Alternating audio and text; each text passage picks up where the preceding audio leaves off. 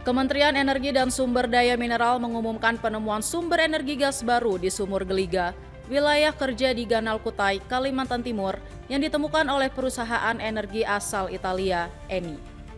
Menteri ESDM Bahlil Lahadalia menyampaikan bahwa Indonesia masih memiliki peluang besar untuk mengoptimalkan potensi migas sebagai penopang ketahanan energi nasional.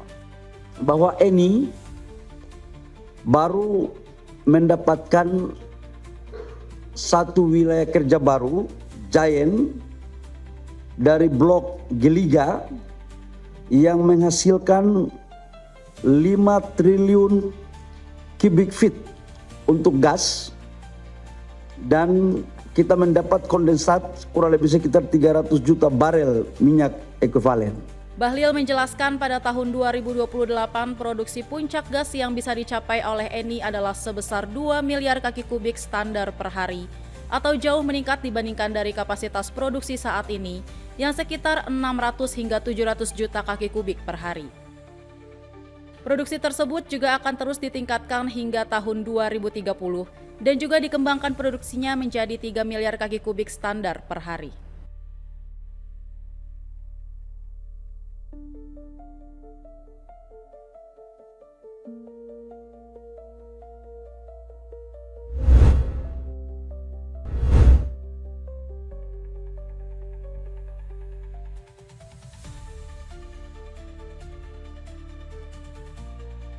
Kementerian Sosial berkomitmen mendukung percepatan proyek sekolah rakyat di Sulawesi Tengah melalui pembangunan infrastruktur gedung permanen. Hal ini ditegaskan Menteri Sosial Saifullah Yusuf saat kunjungannya di Kota Palu, Sulawesi Tengah, Senin pekan ini. Mensos menjelaskan pembangunan gedung permanen dilakukan dengan menggunakan anggaran APBN setelah Pemprov Sulteng rampung menyelesaikan penyiapan lahan. Jadi memang semua dukungan diberikan oleh Bapak Presiden untuk penyelenggaraan sekolah rakyat. Tetapi kita bekerja sama dengan daerah. Misalnya yang pertama, dalam membangun gedung permanen itu tanahnya disediakan oleh Bupati Wali Kota atau oleh Wali Kota. Yang pertama soal tanah.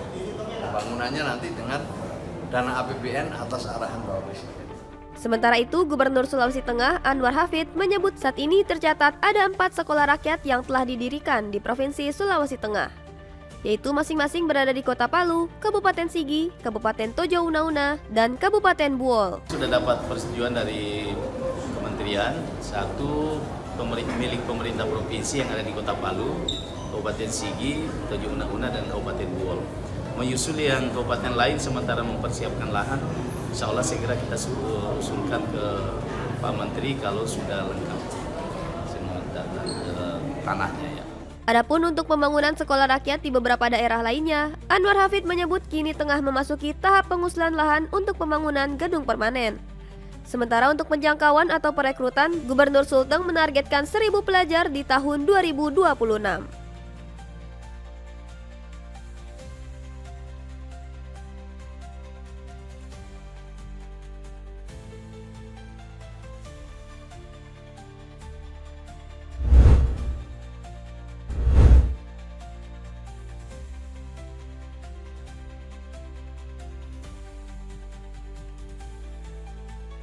Menteri Kesehatan Budi Gunadi Sadikin menyatakan vaksinasi human papillomavirus atau HPV dijadwalkan diberikan bagi laki-laki mulai tahun ini.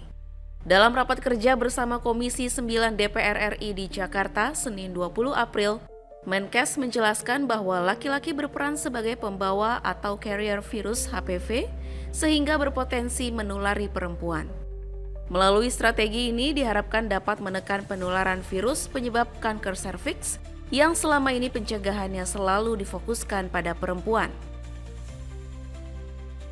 Sekarang sudah kita luncurkan secara nasional untuk usia 10-11, sekarang sudah dikejar juga 15-16, rencananya kita mau naik ke 20-21 yang belum sempat diimunisasi, dan tahun depan kita mau ke laki-laki. Tahun ini kita mau juga ke laki-laki. Kenapa laki-laki adalah carrier-nya, pembawanya gitu. Jadi mereka bisa menularkan ke wanita, tapi mereka tidak akan kena kanker serviks karena memang nggak punya serviksnya. Tapi dia yang menularkan. Dan kita lihat di seluruh dunia, kalau yang disuntik laki dan wanita, si wanitanya merasa lebih nyaman gitu kan, syuting nggak mereka sendiri gitu. Menkes juga menekankan vaksinasi merupakan upaya intervensi kesehatan preventif dengan efektivitas tinggi dan biaya rendah yang dapat menekan angka berbagai penyakit hingga kematian. Adapun Kementerian Kesehatan bersama DPR RI sepakat melakukan percepatan dan penguatan program imunisasi nasional untuk menutup kesenjangan cakupan pasca pandemi serta mencegah potensi lonjakan penyakit yang dapat dicegah dengan imunisasi.